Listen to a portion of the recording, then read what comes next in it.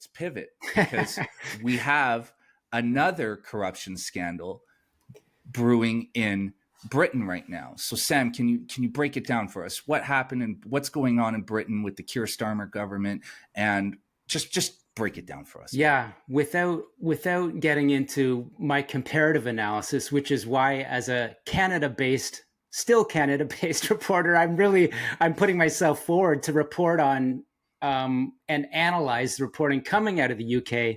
So let's just start with what we know. I mean, two 30-something young men from Britain, academics, both who had taught at a Chinese school, over in China, language experts, were charged with explosively charged. 2 years ago, I believe it came out that they faced foreign interference charges for allegedly somehow being involved in sharing information with China. So we can get into, what that entails, just incredible information coming out. But this case was supposed to go to trial about a month ago. And then suddenly the news emerges that Britain's Crown Prosecution Service says, we simply cannot proceed, right? So this was a well-reported story. So that leads to this, again, information vacuum. Why can you not proceed? No one knows. And then suddenly a flood of leaks coming out with details of what these two young men, Chris Berry and Christopher Cash, were allegedly doing. And so in a nutshell, national security leakers, which should go to the top of the Britain security establishment, quite clearly have been leaking to the Sunday Times and others that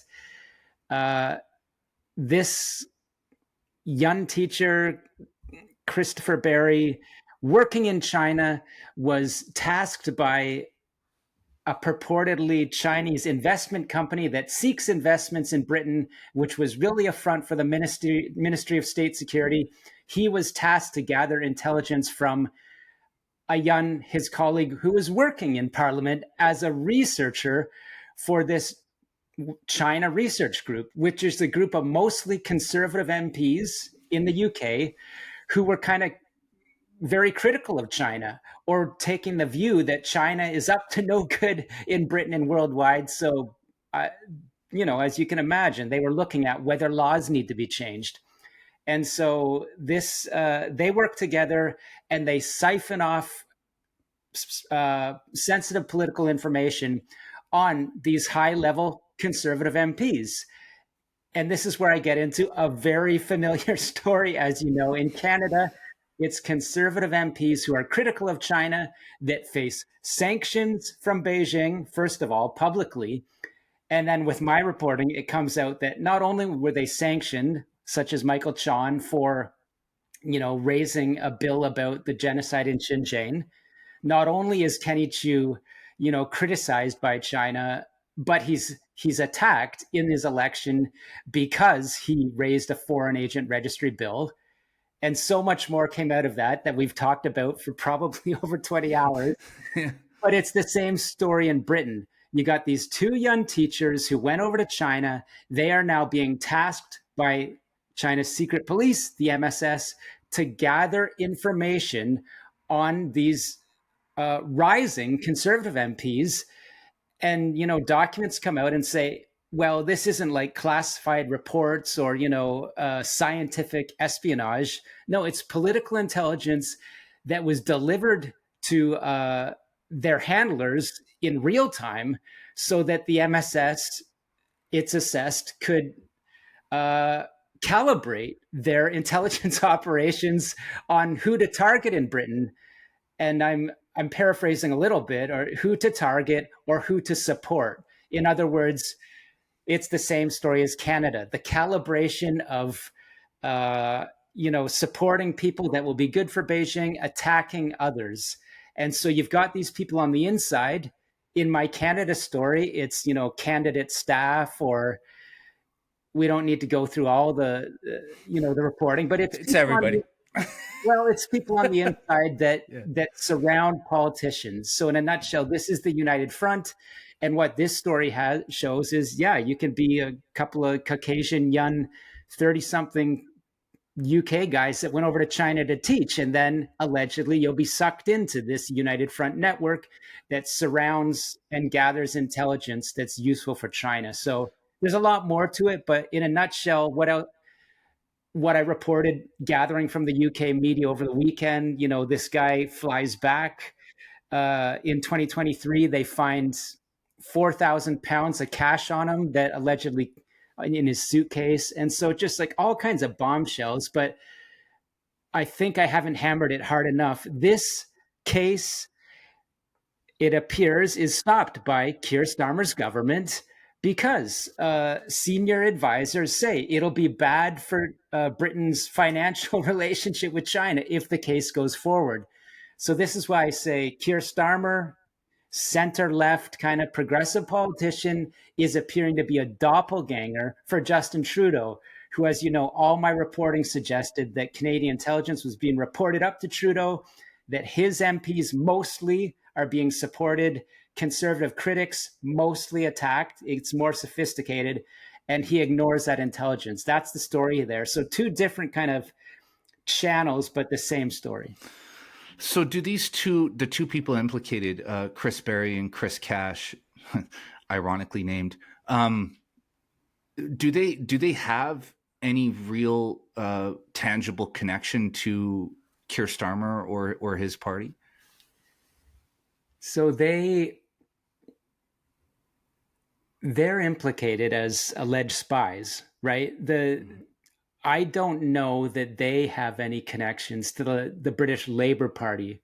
It appears almost the opposite, that Christopher Cash, the parliamentary researcher, is closer to the China skeptics in Westminster, right? Which would make sense. Yeah. He's working for the Conservative MPs, so he's that would appear on the surface that he's from that party, but I've been reading reporting from people involved, and over the past day or two, that they think that this guy was, and this even came out in documents, it appeared that he was working in back channels to soften whatever sort of laws that they might be working on. For example, we've probably talked about the Confucius Institutes and how the US government cracked down on them.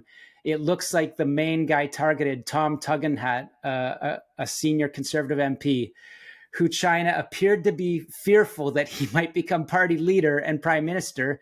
He was working on a bill to target Confucius Institutes as well. And it looks like his researcher, Chris Cash, it looks like, well, we've seen in the MI5 documents, was working on a back channel to soften that amendment. So long answer to say that no, the clearer connections are insiders within the Conservative Party working to undermine, their critical positions.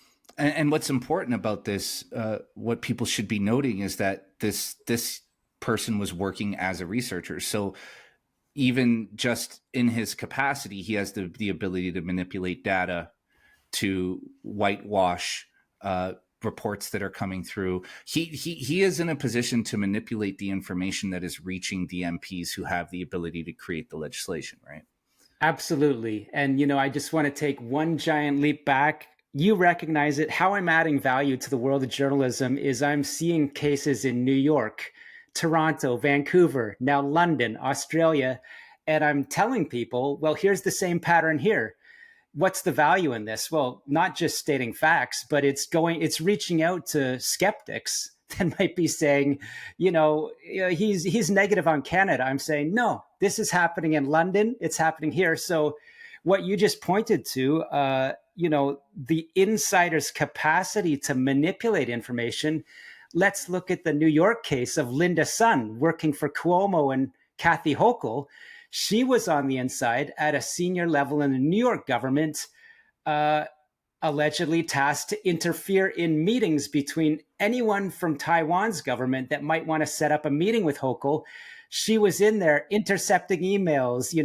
She was in there manipulating speeches for Hochul and Cuomo, giving China credit on how well they responded to COVID, right? So it shows you, by getting someone on the inside at a staff level, China, you don't have to be accessing a super secret document. This is what foreign interference is about, getting insiders to manipulate how a government is responding to China. And so, in response to all of this, now you have Keir Starmer's government looking to just completely forget all of this ever happened, right? There's no criminal cases, everything is just, they're just trying to make everything disappear, which again, as you mentioned earlier, you can draw the parallel now between Keir Starmer and his Labour Party to Justin Trudeau and his Liberal Party in the way that they handle these things, right? I'm glad you brought that up, because we can now link back to our prior conversation about Dominic Barton and whatever, whether you want to call it a deep state or influential people from business. In the Canada story, in the UK story, what's emerged is a former senior banking executive named Jonathan Powell, who is the national security advisor for Keir Starmer. All the reporting has come out that he was involved in secret meetings with a cabinet official and the director of the MA5, with the general theme of the discussion that this prosecution going forward would not be good for diplomatic relations between the UK and China. Obviously, okay, no shit, Sherlock, but should you be protecting the arms of your democracy or not? And so this guy Powell is emerging as a shadowy figure of influence from senior realms of UK banking that would appear to have, I would say, that kind of global pro-Beijing trade, Dominic Barton type veneer to him. So to your point about, making comparisons and saying, well, maybe we're not crazy in Canada to think that maybe a Barton could have some kind of hidden influence on major files, like sending shipping contracts to Beijing. Well, maybe this senior former banker, Jonathan Powell, who, by the way, is part of something called the blah blah 48, which is said to be like basically a pro-Beijing engagement trade lobby, which Tony Blair was on the masthead for as well. It's just that pattern that's emerging. Okay, we got the Canada-China Business Council, and then we got its doppelganger in London with a senior former banker saying, to paraphrase here, no, this case can't go forward because XYZ.